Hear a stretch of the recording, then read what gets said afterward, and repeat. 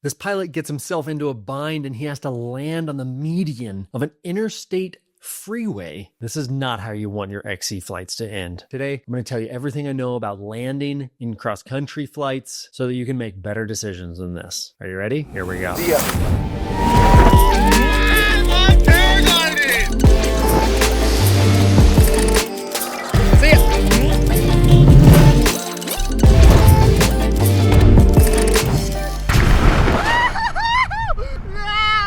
What's up, everybody? This is Ari in the air. Welcome back to the channel. Stoked you're here. If you're new, welcome. My name's Ari. I teach high-level paragliding with emotional intelligence and relationship skills because technical skills alone create incomplete pilots. As in this video, it wasn't the lefts and rights that got him into this situation. It was decision making. This is why I've created the integrated pilot course. It starts on October 19th. It's live online, 3 sessions with me. I'm going to teach you the emergency skills that actually matter, the mindset tools so that you can assess risk accurately and make really good flying decisions, and how to forecast the weather like a pro. The link's in the description below. I'd love to help you out there. Let's get into this video today. As you can see here, there's a couple things going on that I'll just comment on early before we even talk about landings. First of all, it's clear to me that he's flying an Ozium harness because the Ozium comes with this speed bar system that has lines way too long that can be thread through the pulley system of the speed bar itself. And you see how he's got this taped off and he's got all of this extra line. This is a horrible no-no. You do not want to allow there to be dangling lines. This can catch in your hand and impede you from pulling the brakes. It can catch in the harness or in the pulleys, stopping you from coming off the speed bar when you need to. So this is a total no-no. Definitely trim those off. Don't let those dangle, okay? But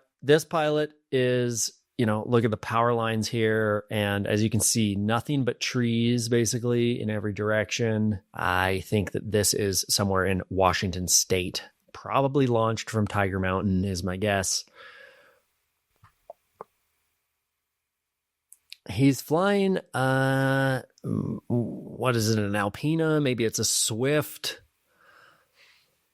So he's got some experience and he's circling down, lining up a landing here on the median. In general, the problem here, landing next to a highway, there's a number of problems. One is that there is enormous wake turbulence from cars in general, especially semi-trucks, especially hay trucks. So you really don't want to land near traffic because of the turbulence. Also, landing next to traffic means that if your glider gets pulled into the street and gets run over, it can catch and drag you.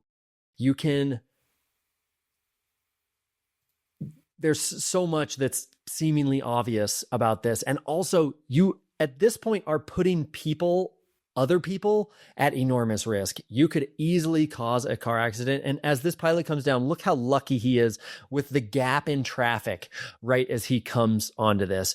At this point, traffic is probably seeing him. You see cars are slowing down. He's definitely making himself a scene and he is very happy to land safely. And as the glider comes down, he's pulling it, trying to keep it down from going into the interstate. And as you can see, the cars are slowing down enormously and giving him some space. So all's well that ends well. But as you can imagine, if you go back in the video, it's like, okay, what got him to this position in the first place? How many decisions did he make that led him to landing on I-90? I would love to have his track log and I can kind of tell you exactly where I see those decision points, but I don't have that. And so what I can do is just remind you that having a safe landing on glide is the rule for paragliding, with no exceptions.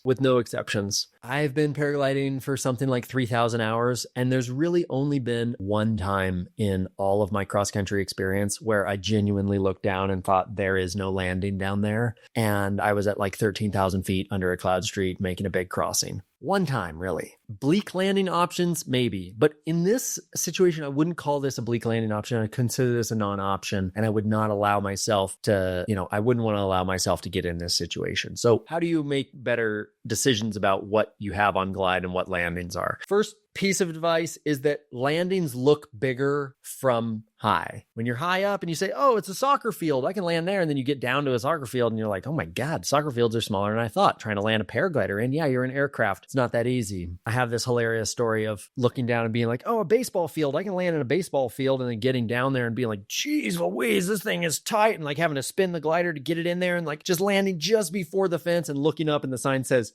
Wallowa Little League. And I was like, oh my God, it's a t-ball field. So things can be deceiving from high. Also, there can be obstacles that you don't see from high. You come down, there's a small field, and now it's even smaller because there's a power line over it, all of these things. So you really just want to make really conservative decisions on your landing field choice. And also, you want to be really conservative on your glide to get there. Whenever I think of what landing field do I have on glide, I think 4-to-1, 5-to-1 generally, because even in sync with speed bar, I can manage a 4 or 5-to-1 glide. But the lower you get, banking on 5-to-1 is still something that's dangerous and sketchy. So, 3-to-1, 4-to-1, these are the kinds of numbers that you start considering when you really know that you have something on glide. And that is definitely different with the wind. You have to assume that you're going to hit sync. You can't assume that you're going to have bubbly, buoyant lift all the way from here to the wishful landing field that you've picked out. The other thing is you make conservative decisions early when you're high, and it'll just keep you safer. Isn't much glory in paragliding. There really isn't.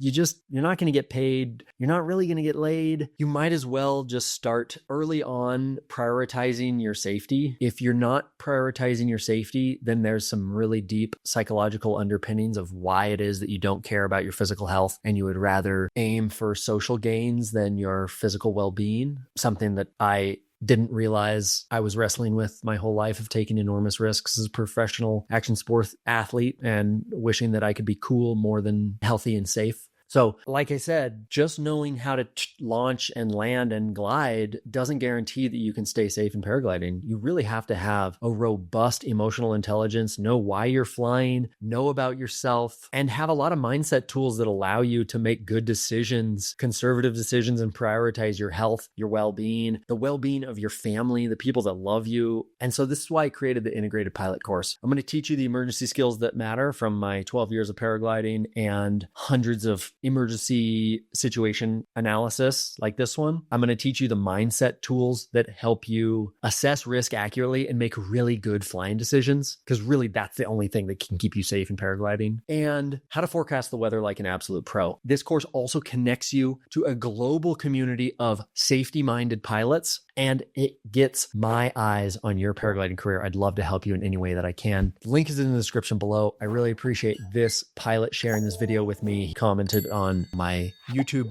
video, and so I appreciate him sharing it and you for watching it. Hope it helps. We'll see you in the next episode.